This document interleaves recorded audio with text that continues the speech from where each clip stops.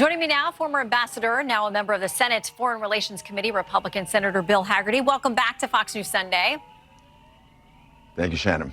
Okay, so let's start here. We had been told the next step in this process was going to be a meeting, hopefully between Putin and Zelensky. The president has given a deadline for that. Here is French President Emmanuel Macron talking about this. He said on Friday, if that doesn't happen by Monday, this agreement to a meeting, the deadline set by President Trump, it means President Putin has once again played President Trump. So what should President Trump do if we get to that deadline tomorrow and Putin blows through yet another one? Well, let me make this statement very clear at the outset. President Trump is doing something that Joe Biden never attempted to do, and that's trying to bring an end to this war. And he's putting pressure on the situation on multiple fronts. Look at the economic front. He's putting secondary sanctions in place with India right now. We've gone into full production here in America, putting America in a place to actually supplant Russia on the energy stage. That puts economic pressure on Putin. If you look at it from a military standpoint, from a security standpoint, Trump just approved the sale of 3,500 cruise missiles to Ukraine. Guess who's paying for that? The Europeans are paying for it. Netherlands, Norway.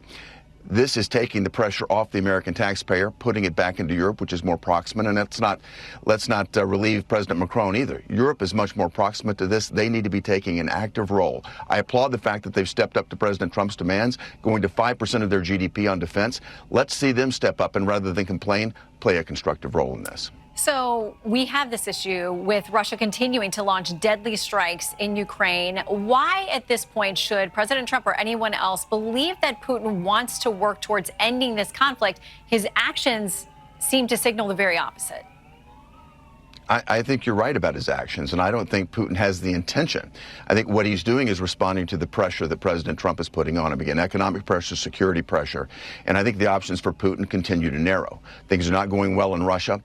His economy is not doing well, and as President Trump continues to mount pressure, the Europeans can also step up. I think that's the way to approach this, not to hope for some sort of benevolent turn by Vladimir Putin, but to put him in a position where he has to make a deal. So is he simply buying time, though, as the president has said numerous deadlines, red lines, all of those things over the past few months?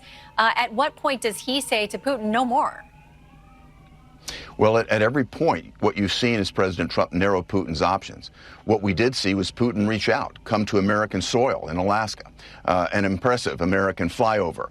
Putin is seeing, again, his options shrink and diminish.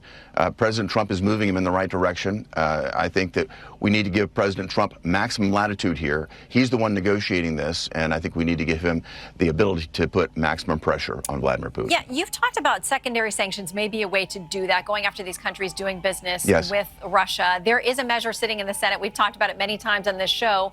It's got 80-plus co-sponsors. Why are you not one of them? Well, as I said, I'm in favor of giving President Trump maximum latitude to exert maximum pressure. He has the constitutional authority. President Trump has the constitutional authority to handle this foreign relations issue.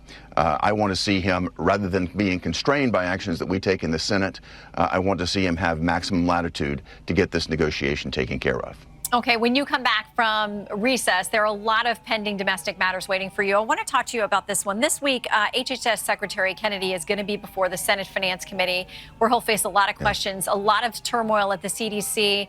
There are questions of whether the director has been removed, fired, whether only the president can do that, whether she's going to resign. Others have left in protest from CDC. One of them saying this: their desire, meaning the administration, to please a political base will result in death and disability of vulnerable children and their adults. Now, you're not a member of the Senate Finance Committee, but what questions do you think the secretary needs to answer right now? Well, I think first and foremost, we need to keep in mind that the CDC director and the staff were not elected by the American people. President Trump was elected by the American people, and one of the main mandates was to clean up the deep state operations. And the CDC has been at the epicenter of a deep state failure. Look at their failures during the pandemic. Now, President Trump has the ability to hire and fire those that serve under his administration. If this new director isn't capable of delivering, I'm glad that he's realized that early on and is making the necessary changes. Those who resign in protest probably are resigning because scrutiny that's much deserved is now being applied to the CDC. All right, another issue that is bubbling up in the Senate is this issue of these pocket rescissions. So if the president decides that he wants Congress to do a rescission, that money is frozen for 45 days.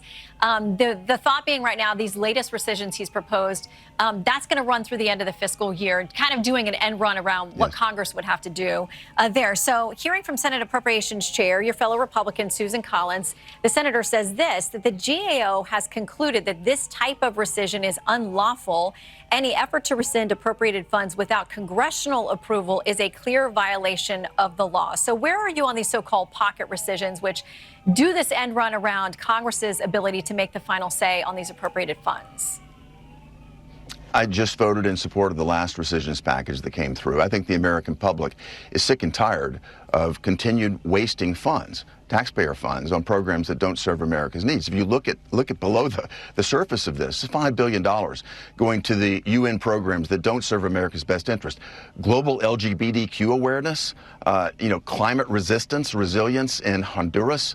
If you look at it, I think the American public is sick and tired of funding projects that don't serve our interests. This is an America Last foreign policy that needs to come to an end. The fact that these have been discovered, I applaud the administration for doing it. Congress has the opportunity. We just voted on a rescissions package recently. Let's step it up. Let's vote on it. Let's get it done now. The fact is that the law does provide for a 45-day window. We may run up against that. Let's see what happens here when we get back to after recess. All right, and quickly, I want to ask you on something else that Jeff Paul was reporting on foreign policy, on this idea that Israel is now going into Gaza City. AP says that they're going to pause humanitarian aid in parts of northern Gaza while they go in. That means fewer drops, fewer aid trucks. What do you make of how to resolve that humanitarian crisis and the fact that Israel says, for now, some of that's going to stop? Well, the best way to resolve the humanitarian crisis is for Gaza to quit using humans as their shield, to get away from the Palestinians. Hamas needs to go away. The reason that we're having difficulty delivering humanitarian aid is because Hamas captures it. They charge, the last numbers I saw is they're charging $200 for an 8-pound package of sugar. They are basically reaping huge profits and funding their operations off the back of the Palestinians. It's the Palestinians' plight that the Hamas is driving. They're the ones that need to go away, and this needs to be resolved quickly. I just want to see it over. We need to see the humanitarian crisis come to an end, and I trust the Israelis to do it in the best and most expeditious fashion possible. All right, Senator Hagerty, thank you very much for your time. Good to see you, and that's where we want to pick up with our next guest. Great to be with you.